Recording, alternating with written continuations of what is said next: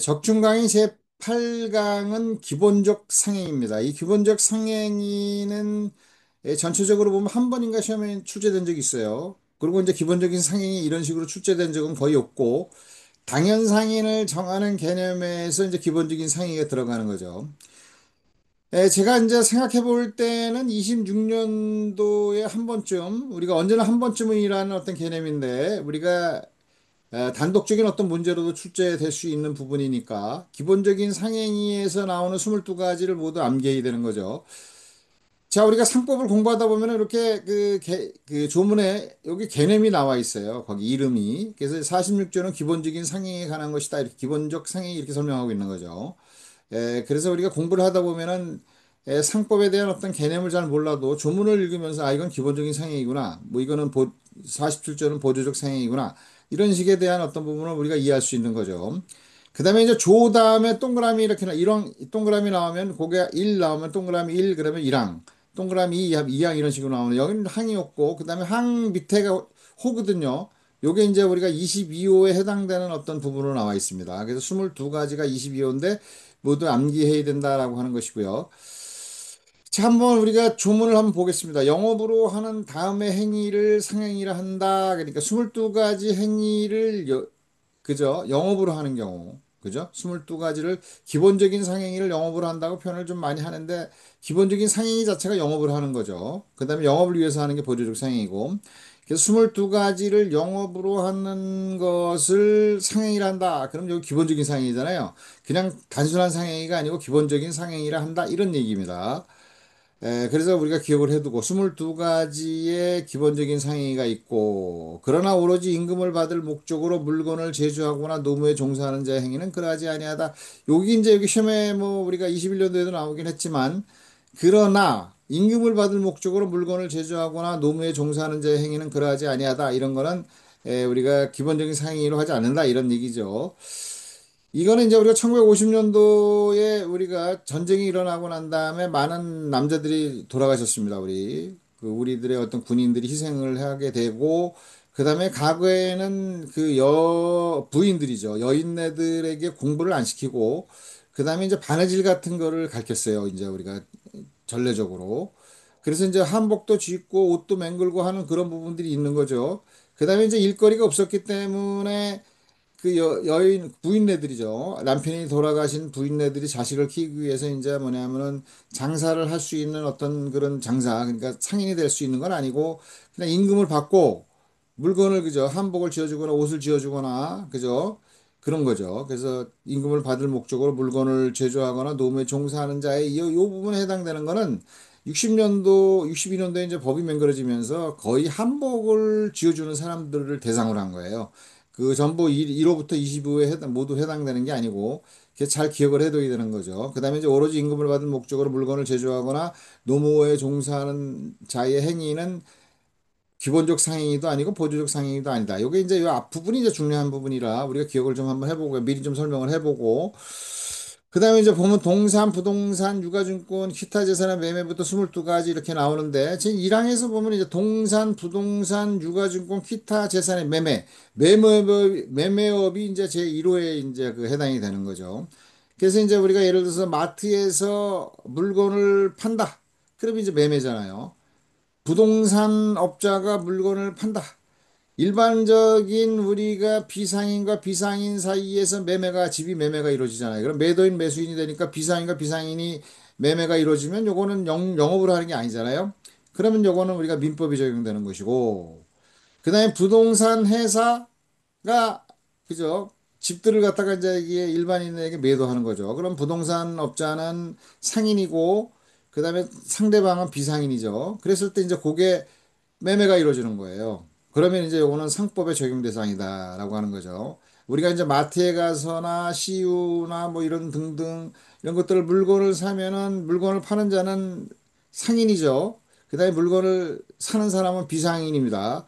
근데 상법의 적용 대상이 보면은 상법 제3조에 보면은 뭐예요? 당사자 중 1인의 행위가 상인인 경우 상인이 있단 말이죠. 마트에 상인이 있고 1인의 행위가 상인인 경우 전원에 의해서 상법이 적용된다. 마트에서 상인과 비상인이 거래가 이루어지면 상법이 적용된다. 이런 얘기죠. 상법의 대상이라고 하는 거는 일방적 상행위가 바로 그런 의미입니다. 그죠?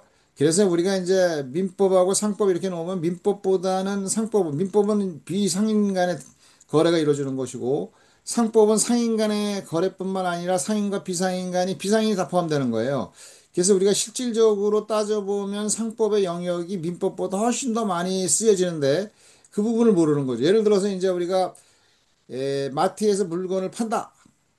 그러면 이제 매매가 이루어지잖아요. 그러면 그때 적용되는 게 우리가 상법의 적용 대상이냐 민법의 적용 대상이냐 그러면 대다수가 민법의 적용 대상이라고 그래. 민법을 사용하기 때문에 그렇지 않습니다. 상법의 대상이고 상법의 적용 대상이고 그다음에 이 경우에 1조에서 보면은 상사에 관해서 상사상 법률 관계에 상법이 규정이 없잖아요. 그다음에 상간수법도 없잖아요. 그럼 민법으로 하라 이런 얘기죠. 매매에 관한 규정에 대해서 본질적인 어떤 부분들은 민법에서 규정하고 있단 말이죠. 그래서 상법의 적용 대상이지만 민법을 사용해라 이런 얘기죠. 그래서 민법은 상법의 어떤 법원이 아닙니다. 그냥 사용하는 거죠. 그죠? 그런 어떤 부분을 우리가 잘 기억해 둬야 된다. 그래서 우리가 통상적으로 본다고 하면 상법이 민법보다 훨씬 더 많이 쓰여지는데 민법을 그냥 사용하니까 민법을 사용하는 경우가 많잖아요. 그죠? 매매가 이루어지면 우리가 민법을 사용하잖아요. 그죠? 그러다 보니까 민법이 적용되나 보다 이렇게 생각하면 안 되죠. 당사자 중에 1인이면 적용 대상이 뭐냐면 상법의 대상입니다. 둘 다 비상인이면 민법의 대상입니다. 그죠? 비상인 간에 그저 집을 사고 판다 그러면 민법이 적용되고 상법 적용될 여지가 없죠. 이런 경우는 특별법이라고 상법이 적용되는 게 아닙니다. 민법이 일반법인 거예요. 당사자 중 1인의 경우가 상인이고 비상인의 거래가 이루어지면 상법이 일반법입니다. 상법이 적용되는 거예요. 민법하고는 상관이 없어요. 근데 원래는. 근데 이제 상법에서 규정되어 있지 않는 부분들이 있으니까 민법을 사용하게 된다라고 하는 거죠. 그래서 대상론이라고 하는 게 우리가 상법에서 실질적 의의 상법 그러면 기업의 생활관계를 규율하는 법의 총체다라고 얘기하는 게 뭐냐면 대상론이에요. 상법의 대상을 어떻게 할 것이냐 그런 얘기죠. 민법에서 상법이 나왔고 그때 초기에는 이거 민법을 할 건지 상법을 할 건지 굉장히 어려움이 많았죠. 그래서 이제 민법의 영역이었던 것들이 상법으로 들어온 게 많습니다. 그러고 난 다음에 200년이라는 세월이 흘렀기 때문에 그죠? 거의 200년이라는 세월이 흘렀기 때문에 이제는 뭐냐면 뭐가 돼요? 200년 더 흘렀죠. 그런 어떤 세월이 흘렀기 때문에 이제는 상법은 상법이고 민법은 민법이고 민법의 대상은 민법의 대상이고 상법은 상법의 대상이라는 걸 정확하게 알아야 되는 거죠. 자, 그래서 이제 보면은 동산, 부동산, 동산에 이제 그 매매, 동산 아니면 기타 재산의 매매 이런 것들이 모두 다 들어가는 거예요. 우리가 상법의 적용 대상이란 말이죠. 우리가 칫솔을 산다든가, 뭐 영화를 본다든가, 그죠. 공중적계급자에 의해서 우리가 사용되는 뭐 당구장을 간다든가, 모든 게 다 이런 거 음식을 사 먹는다든가, 이런 게 다 상법의 대상이지 민법의 대상이 아니란 말이야. 근데 이제 매매가 이루어지는 어떤 부분은 민법에 의하게 되는 거죠. 그래서 이제 혼선을 빚는데 우리 정확하게 알아야 됩니다. 상법의 대상입니다. 그 상법의 대상이 상법의 적용 범위고 적용 대상이고 그 중에서 이제 우리 사용될 때 상법에서 규정을 두고 있지 않는 거는 민법에서도 의할 수 있다. 임대차도 마찬가지죠. 그래서 재산, 동산, 부동산, 유가증권, 기타 재산, 임대차, 제조, 가공 또는 수선에 관한 행위, 여기 중에 이제 우리가 단서 규정이 요 부분이란 말이죠. 요거는 이제 해당이 되는 거예요. 제조, 가공, 수선 뭐 이런 것들은 우리가 단서 규정에서 3호에 해당되는 부분들이 이제 우리가 예외가 있는 거고 나머지는 전기, 전파, 가스, 물의 공급에 관한 행위에 의해서 임금을 받은 목적으로 물건을 제조하거나 노무에 종사하는 자가 생길 수 있어요? 없죠. 그다음에 이제 여기서 하나 더 기억을 해두고 나면은 뭐를 설명을 하냐면 전기 그러면은 우리가 그러면 우리가 공기업이잖아요. 전파, 전기, 그다음에 가스. 그럼 가스공사 여기죠. 가스죠. 이것도 우리가 저기 공기업이죠. 그다음에 물이공무 수도 이것도 공기업이죠. 그러면 이제 공기업의 경우에 있어서는 비영리법인을 전제로 하기 때문에 그죠? 영리법인의 경우인 회사는 등기 시에 상인자 법인격을 취득하고 상인 자격을 취득하는 태생적 상인이고 그다음에 청산 절차가 종료 시 완전하게 종료 시에 자격이 상실돼서 권리 능력이 없어지는 거죠. 등기 시가 아니고 그렇게 이제 나오잖아요. 근데 비영리법인인 공익법인도 이제 우리가 법인격을 취득하는데 비영리법인이라고 얘기합니다. 그래서 공법인의 경우에 있어서는 자연인과 마찬가지로 최초의 보류적 상행을 했을 때 상인 자격을 취득하고 그다음에 청산 절차가 완전하게 종료됐을 때 이제 상실된다. 똑같이 된다고 얘기하는데 뭘 얘기하려고 하냐면요. 우리가 이런 걸 복잡하게 공부를 하다 보면 그냥 공법인의 경우는 법령에 규정이 없는 경우 상법이 적용된다. 이렇게만 기억하면 되는데 우리가 뭐 한전 같은 경우는 형태가 주식회사입니다. 그다음에 가스공사도 주식회사고, 그다음에 수도사업도 다 주식회사 형태를 취하고 있어요. 그럼 공기업인데, 공법인인데, 이건 그러면 주식회사냐, 상법이 적용되는 거냐, 아니면 뭐냐, 이런 어떤 막 깊이 들어가면 골머리 아프잖아요. 그래서 공부를 하면서도 이제는 우리가 시험에서는 그렇게 깊이 들어가는 공부를 안 합니다. 그죠? 그렇게 우리가, 아, 이렇구나. 아, 우리가 한절이 우리가 주식회사구나. 뭐 이런 식의 정도만 알고, 아, 근데 우리가 시험에 나올 때는 그냥 2조, 상법 2조에서 공기업의 경우는 공법인의 경우에 있어서는 법령의 규정이 없는 특별 법령이 있으면 그거에 따르고 그것이 없을 때 상법이 적용되는구나. 이거 하나 정도만 알고 넘어가면 된다. 단순하게 공부를 해야 되는 겁니다. 그래야 고득점을 하는 거예요. 여기서도 마찬가지죠. 이런 거 다 따지고 옛날엔 다 했어요. 제조가 뭐고 가공이 뭐고 전기 전파 이게 뭐고 했는데 지금 그런 거 시험 안 내잖아요. 그냥 사호는 전기 전파 가스 물의 공급에 관한 행위다. 작업 또는 노무 도급의 인수다. 출판 인쇄 또는 촬영에 관한 행위다. 외워야 되는 광고 통신 정보에 관한 행위다. 수신 여신 환 기타 금융거래 요게 이제 뭐냐면 은행업이죠. 공중이 이용하는 시설에 의한 거래 공중적격업자가 되는 거죠. 그래서 극장, 여관, 음식점, 그 밖에 기타 공중이 이용하는 거래 151조에서 이제 공중적격업자 의미를 설명하고 있잖아요. 상행의 대리의 인수가 이제 그 해당이 되고, 그다음에 중개에 관한 행위, 중개업자, 위탁매매 기타 주선에 관한 행위, 그죠? 그러면 이제 위탁매매하고 운송주선업이 여기에 해당되고, 운송의 인수, 운송, 임치의 인수, 신탁의 인수다 이렇게 들어가는 거죠. 자, 우리가 그 뒤에서 다시 한번 또 설명을 해주겠지만, 이 신탁의 인수가 15에 이렇게 나와 있잖아요. 우리가 당연상인을 정하는 개념을 24가지로 하자라고 해서 종래 한 70년대는 논란이 많이 일어나고 거기에 대한 학설들이 막 검토되고 그랬었어요. 그래서 22가지 기본적인 상행이 플러스 절대적 상행이 두 가지. 그래서 절대적 상행이 두 가지가 뭐냐면은 사채총액의 인수, 담보부산재 신탁법 23조 2항의 사채총액의 인수, 그 다음에 신탁법에 의한 신탁의 인수, 요 24가지로 하자 그랬는데, 그 절대적 상행위의 경우에 있어서 신탁의 인수가 여기에 걸리는 겁니다, 딱. 그럼 신탁의 인수가 우리가 26조에, 46조에 의해서 15호에 해당되는 행위로 하면 기본적 상행이고, 그다음 신탁법에 의해서 신탁의 인수가 이루어지면 절대적 상행이니까 색깔이잖아요. 그러니까 이제 학자들이 설명하다가 뭐 설명하기가 어렵습니다. 이게 잘 어떤 건 기본적인 상행이고 어떤 건 절대적 상행이냐 이런 것들이 이제 어려우니까 그냥 신탁의 인수를 빼자. 그래서 당해상인을 정하는 개념은 22개의 조문, 46조의 기본적 상행이 22가지의 경우와 그거 기본적 상행위를 하는 자가 되는 거죠. 경우와 이제 담보사주 신탁법 사치총액 인수 23가지만 하자라고 하는 게 이 부분 때문에 그렇게 돼 있는 부분들입니다. 그렇게 이제 기억을 해두고요. 뒤에서 이제 다시 한번 보죠. 좀 더 설명을 할 겁니다. 그다음에 상호보험 기타 이와 유사한 행위, 오로지 임금을 받을 목적으로 물건을 제조하거나 노무에 종사하는 자의 행위가 아니란 이게 말이 안 된다는 얘기죠. 상호보험 기타 이와 유사한 행위, 그죠? 이것도 이제 우리가 그 금융업인데 금융업을 하는 자가 물건을 제조하거나 노무에 종사하는 자의 행위를 하는 게 없죠. 발생하지는 않잖아 이게. 그런데 아닌 한 이렇게 냈단 말이죠. 선생님들이 우리가 맨 위에 서두에 있으니까 모두 다 해당된다. 단서가. 그렇게 설명을 하는 거죠. 틀린 거죠. 이거는 이런 건 있을 수가 없다는 거예요. 근데 영업으로 그냥 상호보험 기타 이사와 유사한 행위를 영업으로 하는 경우는 기본적인 상행이다. 해당한다. 그런 맞는 건데, 오로지 이런 거. 근데 틀리고 맞느냐 이런 거 설명하는 분이 없어요. 고민을 안 하니까. 원래 그 내용이 틀렸다면 이게 말이 안 되는 얘기다. 왜 그런지 알죠? 그다음에 보험, 강물 또는 토속의 채취에 관한 행위도 이제 강물 또는 토속의 채취 그 자체는 보조적 상행이고 채취해서 판매하는 행위가 그저 판매하는 행위가 이제 우리가 그 기본적인 상행이다 이래가지고 논란되고 설명하고 이런 게 다 설명을 했어요. 근데 지금 설명은 안 하죠.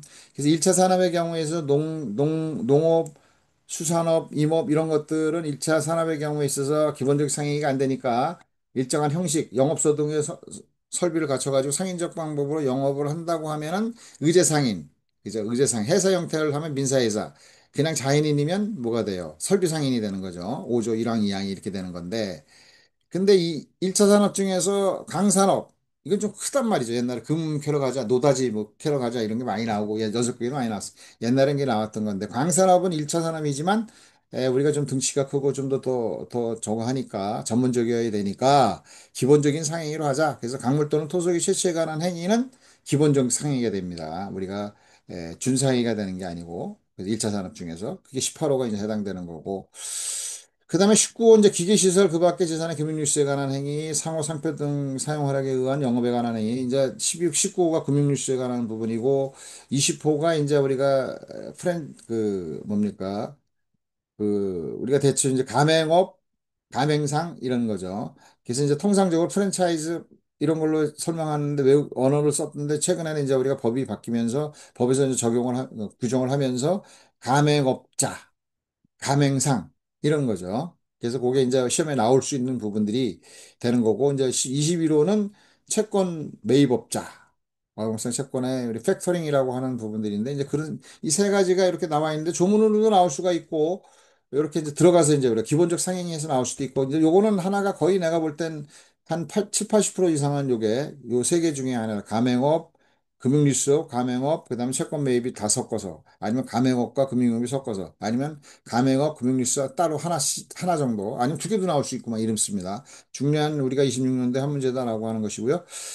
그다음에 신용카드, 전자화폐 등을 이용한 지급결제 업무의 인수라고 하는 거죠. 뭐 지마켓 등에서 이제 우리가 사용하는 업무를 하는 지급결제 업무 인수해가지고 하는 것들이죠. 이런 것들이 이제 우리가 22호에 해당되는 부분이다라고 하는 거죠. 그래서 기본적인 상행이 한번 이제 강의에서 이제 설명하는 거는 요 부분에서는 우리가 다시 한번 하질 않았어요. 우리가 자세히 뭐 지금 나와 있기 때문에 박스에. 기본적 상행위는 당연 상행을 정하는 상행위로 46조 각호의 22가지 행위를 영업으로 해야 한다. 기본적인 상행위를 영업으로 해야 된다 이런 게 아니고 그죠? 46조의 22가지 행위를 영업으로 하는 경우를 기본적인 상행이다. 라고 하고 영업을 위해서 하는 걸 보조적 상인이다라고 하는 것이고 그래서 상인이 영업으로 하거나 영업을 위해서 하는 행위를 상대적 상행이라고 얘기하고 상인이든 아니든 상관없이 누구든지 한 번만 행위를 하면 상인이 된다.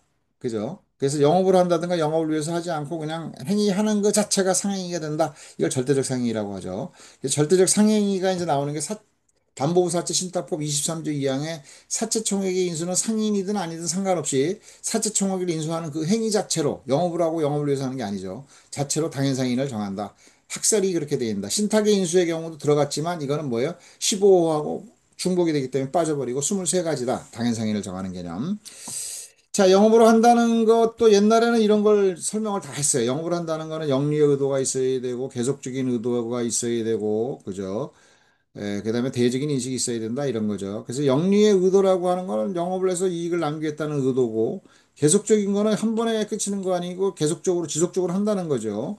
그다음에 대외적인 인식은 뭐 우리가 최초의 보조적 상행을 했을 때 최초의 보조적 상행에 대외적인 인식을 한다 이렇게 얘기를 하는 것이고 뭐 우리가 이제 그 유인물을 뿌린다든가 그다음에 그뭐 간판을 건다든가 이런 것들이 들어가는 거죠. 그러면서 이제 우리가 또 회사 169조에서 이제 보면은 상법상 회사는 상행이 그 밖의 영리를 목적으로 하는 사단법인이다라고 해서 옛날에 종래에 있었던데 최근에 이제 사단이라는 개념은 없었어요. 그래서 상법상 회사는 영리 사단법인이다 법적으로 그렇게 돼 있었는데 그래서 사단인성을 강한 우리 주식회사와 조합성이 강한 그 한 명 회사가 이제 설명하면서 이제 여러 설명을 했는데 그 사단이 복잡하니까 1인 회사도 있고 복잡하니까 빼버렸어요. 그래서 상법상 회사는 그냥 영리법인이다라고 하는 것이고 그래서 법인성을 가져야 되고 영리성을 가져야 되고 그랬을 때 이제 이거 영리성이라고 하는 게 이제 영리 의도의 경우에 좀 차이가 난다. 그죠? 자연인인 상인의 영리 의도는 여기에 그냥 그죠? 이익을 남기겠다는 의지만 가지면 되는데 회사의 경우에 그 영업성의 경우는 영리의 의도가 그냥 단순히 이익을 남기겠다는 거 플러스 이익을 분배해야 된다는 거죠. 이익 분배를 해야 된다는 거. 이익 분배를 하지 않는 경우는 공법인은 이익 분배를 하지 않기 때문에 상법상 회사가 아니란다. 이런 얘기를 하는 거거든요.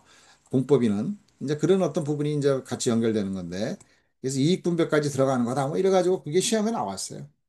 영리의 의도, 계속적 의도, 대외적 인식 이런 게 시험에 나왔어요. 출제됐어요. 근데 지금은 그런 거 안 나오잖아요. 그냥 22가지를 영업으로 한다.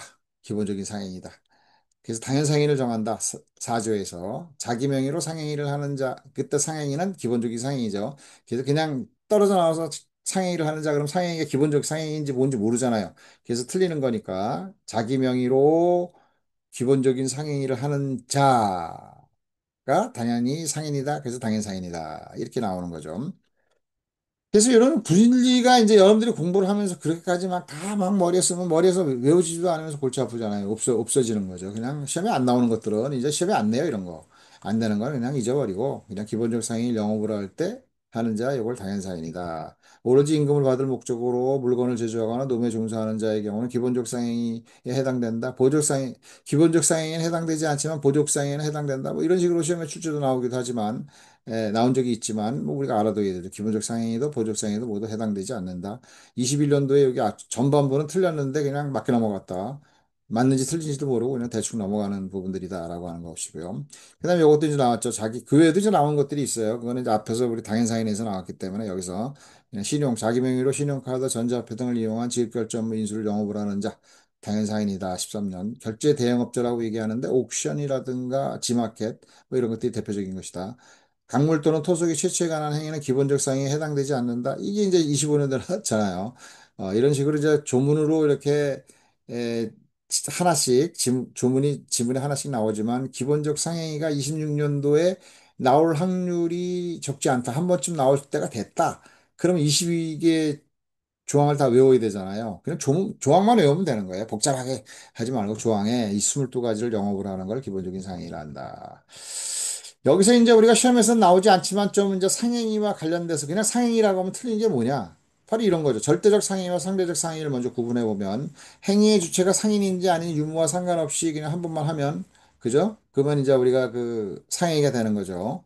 이게 이제 사체총액의 인수가 해당이 되는 거. 사체총액을 인수하면 상대방이 상인이든 비상인이든 상관없이 당연 상인이 된다. 이런 얘기입니다. 이게 절대적 상행이다. 그다음에 상대적 상행위는 행위의 주체가 상인이어야 되고 영업으로 하면 우리가 뭐가 돼요? 기본적 상행위가 되고 영업을 위해서 하는 행위를 하면 뭐가 돼요? 요거는 보조적 상행이다. 그래서 46조에 열거된 22가지를 영업으로 하는 상행. 우리가 통상적으로 기본적인 상행위를 영업으로 하는 자를 당연 상행위를 한다. 그러면 이제 말이 주목되는 거죠. 기본적 상행위 자체가 22가지를 영업으로 하는 거니까. 그런 데들 많이 써요. 46조의 기본적인 상행위를 영업을 하는 자를 당연 상행위를 한다. 교과서에도 많이 쓰고 있고 선생님들 많이 쓰고 있으니까 그때 이제 우리가 주목되는 단어다 이렇게 역전압 뭐 이런 식으로 역전압 두 개 전하고 압이 똑같은 거잖아요.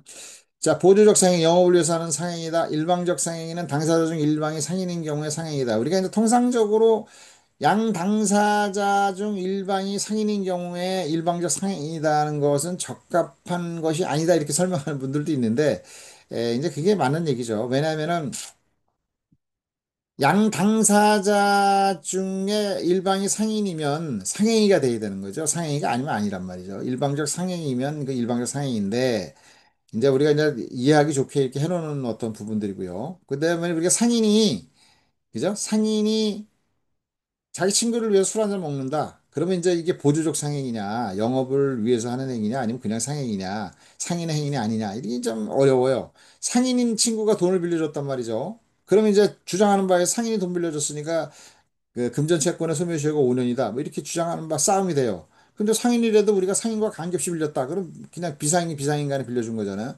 그럼 금전 채권의 소멸시효가 10년이란 말이죠. 그런 경우가 있는데 그래서 이제 우리가 당사자 중 일방이 그죠? 일방이 상인인 경우에 일방적 상행이다 이런 건 적합한 표현은 아니다라고 하는데 이제 이해를 돕기 위해서 하는 거죠. 당사자 중 일방의 행위가 상행인 경우 이게 일방적 상행인 거예요. 정확하게는 그렇게 기억을 좀 하면 되겠다. 그리고 뭐 그런 게 뭐 틀렸느냐 맞았느냐 이렇게 이제 뭐 얘기를 하지 않고 이제 우리가 옛날에는 이론적으로는 설명을 했지만 지금은 그런 거 설명 안 합니다. 그래서 이해하기 쉽게 당사자 중 1인이 상인이고 또 상대방이 비상인이면 이건 일방적 상인이고 상법이 적용된다. 상법이 적용 대상이다. 이렇게 설명하기 위해서 이런 거죠. 그다음에 쌍방적 상인은 모두 다 양 당사자 모두가 상인의 경우에 상행이다. 그래서 대리상의 상사 유치권 이거 옛날에 좀 나오기도 하고 그랬는데 최근에 잘 안 나오는데 일반 상사 유치권, 확정기 매매 해제 이거 이제 우리가 그 상사 매매에 해당되는 거죠. 상사 매매의 매도인의 공탁 경매권 이런 것들이 이제 같이 섞어서 하나로 다 5개를 맹글내니까 좀 힘든 4개를 맹글내니까 힘드니까 이렇게 섞어서 이제 조문을 내면서 상사매매에 관한 조문을 띄워가지고 이렇게 내기도 하고 그러는데 쌍방적 상행위는 양 당사자가 모두 상인인 경우다라고 하는 것인데 시험에서는 최근에 거의 안 나오긴 하지만 어쩌다가 나오면 우리가 고민을 해둬야 되는 거죠. 그 정도가 이제 여기서 많이 나오, 요 내용들입니다. 이런 식으로. 그다음에 이제 준상행이라고 하는 거는 이제 5조에서 설명하고 있는 거죠. 22가지 기본적인 상행위를 당연상인으로 한다 그러니까 너무 적죠. 22가지가 무지 많은 어떤 일들이 장사가 이루어지고 영리가 이루어지고 막 복잡한데 22가지만 갖고 해결 못 하잖아요. 그러니까 22가지만 갖고 하더라도 그 외의 거를 새로운 상행위로 맹글지 않고, 그죠? 맹글어야 되는데 안 맹글고, 그다음에 이제 뭐냐면은 기본적인 상행위 이외의 행위를 영리활동이라고 하는 것을 점포를 갖춘다. 뭐 점포 기타 시설이죠. 점포 기타 시설을 갖춰 영업소를 갖춰가지고 상인적 방법으로 상인이 인적 설비와 인적 요소, 물적 요소죠. 갖춰 상인적 방법 갖춰서 영리 활동을 하면 우리는 기본적인 상인을 하지 아니하더라도 상인으로 본다 이런 얘기죠. 그래서 농부가 가수원을 해가지고 우리 가위를 사고 팔고 이러면은 이거는 우리가 상행위는 아닌데, 농부가 영업소 점포를 갖춰가지고 거기서 우리가 사과를 팔고 뭐 이러면은 뭐가 의제상이 된다 이런 얘기가 되는 부분이에요. 그래서 의제상인은 22가지 당연 상인의 경우 그것이 너무 적기 때문에, 그것이 오늘날 이제 그것을 극복하기 위해서 의제상인 제도를 뒀고, 의제상인이 영업을 하는 행위가 준상행이다 이런 얘기죠. 네, 이렇게까지 이제 설명을 해보고요. 시험에서 제가 이제 주장하는 바는 46조가 26년도에 한 문제로도 나올 수가 있다. 그럼 한 문제를 안 외워두면 틀리잖아요. 22가지를 잘 외우고 들어가면 좋겠다라고 하는 부분들이고, 여기까지 설명을 해보고요. 그 다음에 마치겠습니다. 다음으로 이제 또 설명을 해보죠.